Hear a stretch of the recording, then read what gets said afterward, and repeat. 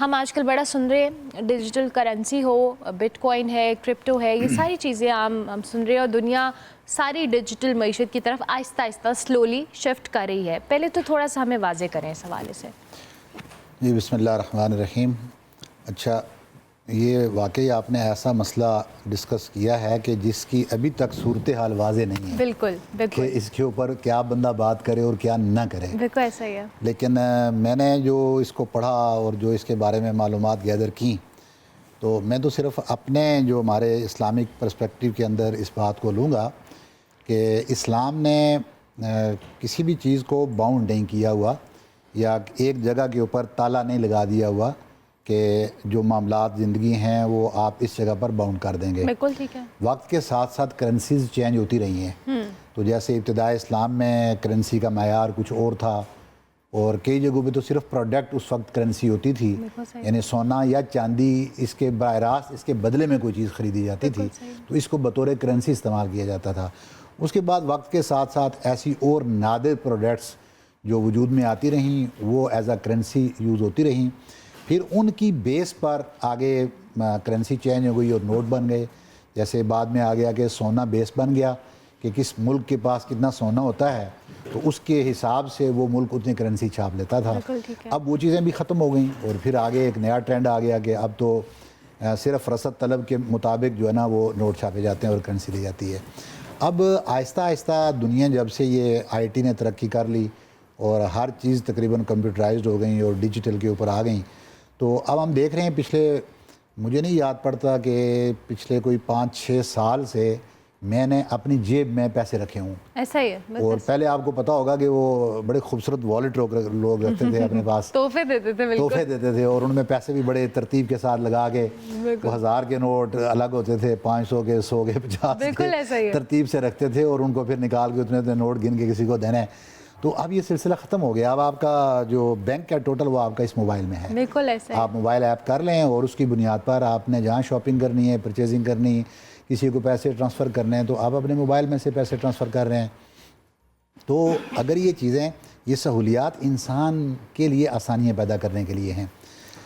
کسی چیز کی جو حرمت یا حلت ہے کہ وہ جائز ہے یا ناجائز ہے، تو اس کی بنیادی شرائط جو ہوتی ہیں وہ یہ ہیں کہ کیا وہ اسلام کے جو بنیادی اصول ہیں، اساسیات ہیں، وہ ان کے اگینسٹ تو نہیں ہیں. بالکل ٹھیک ہے. تو اگر ان کے اگینسٹ ہوں گی تو وہ یقیناً وہ جائز نہیں ہوگا ان کا استعمال، اور اگر اگینسٹ نہیں ہے اور انسانیت کے بھلے کے لیے ہیں تو وہ جائز ہوں گی. تو اب جو جس ٹاپک کے اوپر ہم آج بات کر رہے ہیں، ڈیجیٹل یا اس طرح کے جو معاملات ہیں ڈیجیٹل کرنسی کے، اس کے اوپر تو کوئی قباحت بھی نہیں ہے، کوئی مسئلہ بھی نہیں ہے. ان کو چیزوں کو چلنا بھی چاہیے آگے، اور وقت کے ساتھ ساتھ اب ساری چیزیں ہی ڈیجیٹلائز ہو رہی ہیں. اب تو جو پہلے کتابیں فزیکلی ہوتی تھی وہ سب ادھر چلی گئیں.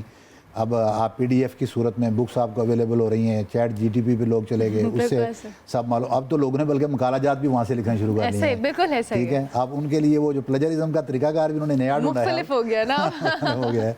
تو وہ بھی لوگوں کا بہرحال مختلف جو چیزوں کا استعمال ہے تو وہ اس میں ہم کر سکتے ہیں.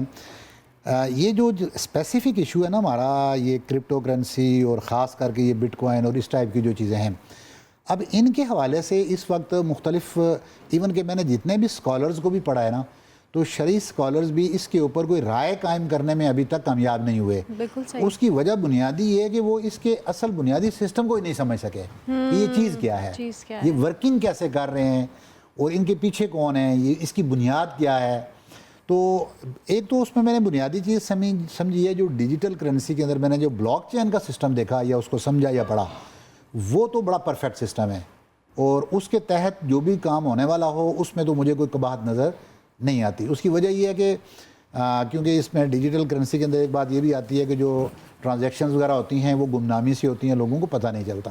حالانکہ اس میں اتنا جو بلاک چین بیسیکلی ہے لیجر سسٹم ہے، یعنی ہم دیسی زبان میں جس طرح کہتے ہیں کہ دفتروں کے اندر ہم فائلیں رکھتے ہیں، تو ایک لیٹر کی کاپی کو ہم 10 فائلوں کے اندر لگاتے ہیں. کسی ایک کاپی سے اگر وہ گم ہو سکتا ہے لیکن 10 سے تو گم نہیں ہوگا، تو کہیں نہ کہیں سے وہ کاپی ہمیں مل جائے گی. تو ایسے ہی جو بلاک چین ہے بیسیکلی یہ لیجر ہے، ڈیفرنٹ لیجرز کا وہ ایک بلاک ہے.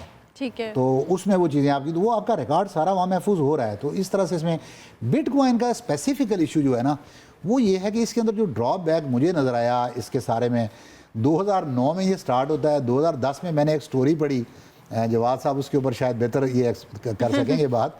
स्टोरी मैंने पढ़ी कि एक बंदे ने 2 पिज़्ज़े परचेज़ किए जी ठीक है, और उस वक्त उसके $40 बनते थे 2 बिटकॉइन से, सही बिल्कुल और सही, 1 बिटकॉइन गोया कि उस वक्त $10 का था, बिल्कुल सही, और आज एक बिटकॉइन $87,000 का है, $87,000 का है, ऊपर समथिंग प्लस माइनस हो सकते हैं, इतने का है। बिल्कुल ऐसा। अभी ये इतनी तेज़ी से इसको ऊपर जाना, इतनी तेज़ी से इसका नीचे आना, ये कई लोगों के माल को डुबोने का बायस बन सकता है। बिल्कुल ठीक है। तो ये जो इसके अंदर ये ठहराव नहीं है ना करेंसी में, तो ये इसकी एक मेन ड्रॉबैक इस करेंसी का है। ठीक है, ठीक है। बाकी इसके अंदर क्या और वजूहात हो सकती हैं, तो ये मैं हम इस जरा तरह जवाद साहब से जवाद गाइड साहब बेहतर बेहतर बल्कि बता, हम सीखेंगे हम सीखेंगे Maybe कि कोई क्या नई है। चीज़ हमसे जवाद साहब मिल जरा हमें जाए।